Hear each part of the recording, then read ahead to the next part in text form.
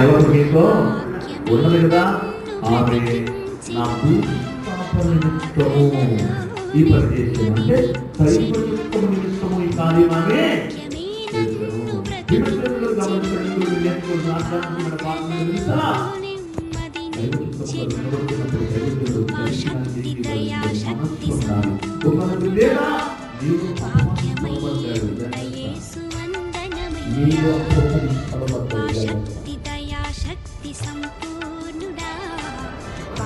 Current bill మన దగ్గరికి వస్తుందా, వస్తుందా?